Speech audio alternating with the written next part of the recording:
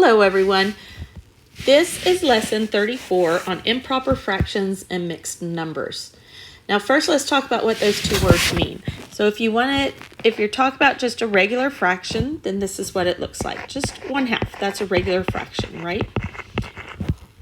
And when you talk about a fraction, let's talk about the names of like the top and the bottom of the fraction. The top is always called the numerator. And the bottom is called the denominator. So I'm going to be using those words today. So if you hear them, then you need to know which one is top and which one is bottom. Now, if my numerator, the top, is bigger than the denominator, the bottom, this is called an improper fraction. Okay, so that means your numerator is bigger than your denominator.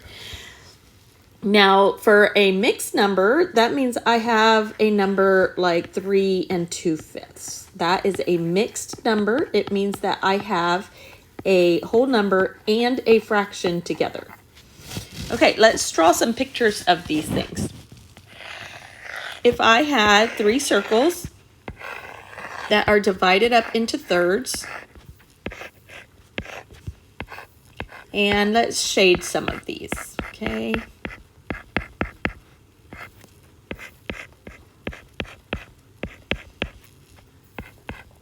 Okay, so on the first circle, I shaded 3 of the areas. On the second circle, I shaded 3, and then on the last one, I shaded just 1 of the areas. Okay, so if I know these are broken up into thirds, so my denominator is going to be 3 because they are broken up into thirds. Now, my numerator is going to be how many are shaded. So if I count it, how many were shaded, I have 1, 2, 3, 4, 5, 6, 7 areas shaded. So I'm going to put a 7 on there to show how many areas I have shaded.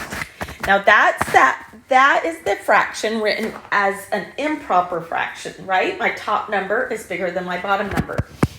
If I want to write this as a mixed number, then I'm going to look at how many whole circles I have shaded.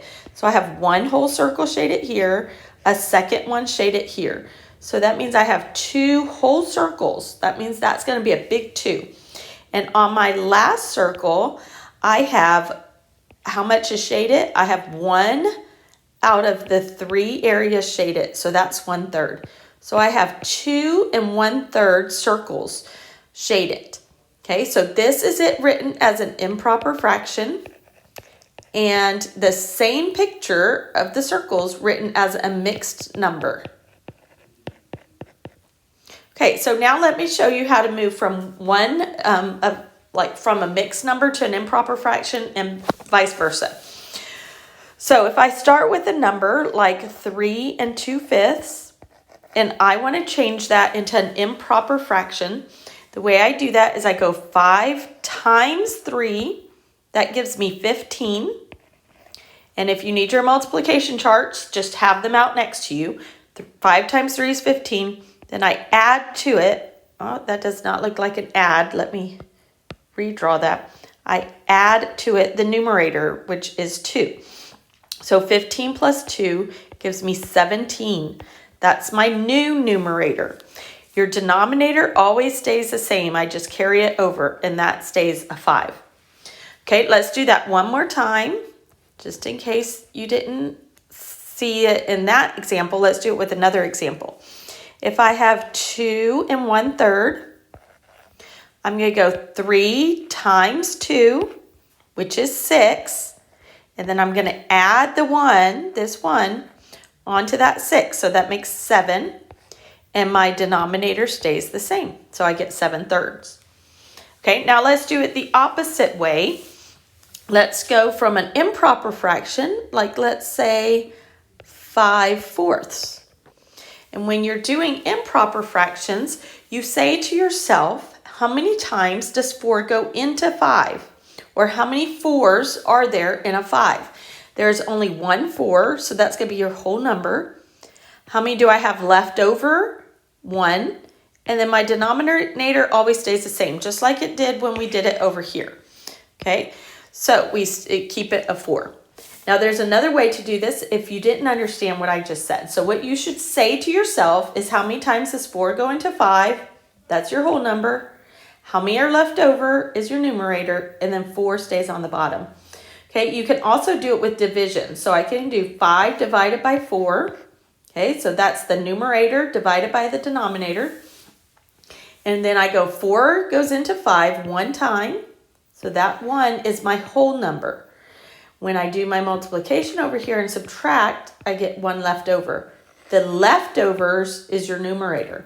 And the denominator always stays the same. So I don't need to change that ever. But if you want to see where that denominator is in your division problem, it's right here. Okay, so that 4 goes there. Okay, so let's try another one like that. Let's do 18 divided by 5. So you ask yourself, how many times does 5 go into 18? It goes into it 3 times, okay? And then how many do I have left over? You have 3 left over, and 5 goes on the bottom. The denominator stays the same. So if you want to see what this looks like with the division problem, you go 18 divided by 5. 5 goes into 18 3 times. That's 15. Subtract, and then that's your leftovers. So this top number is your whole number. The bottom number is your numerator, and then what you're dividing by goes on the bottom. Your denominator stays the same. One more time, because I noticed that both of these examples have the same whole number and numerator right here, 3 and 3 and 1 and 1. And I want to show you one that doesn't have that, because I don't want you to get confused and think that those are always the same. Okay, so let's do, let me think of one really quick. Let's do, oops, hold on, my pen is taking a minute to catch up. Okay, 7 over 3. Okay, so when we do 7 over 3, 3 goes into 7 2 times, right? That would give me 6. If I had 2 times 3 is 6. And then that means I have 1 left over, and the denominator stays the same. So 7 divided by 3 is 2. That's my whole number. My leftovers, after I do 2 times 3 is 6. My leftovers is 1. So that is my numerator, and the denominator stays the same. Okay, I hope that was easy to understand. And the next lesson will be over equivalent fractions.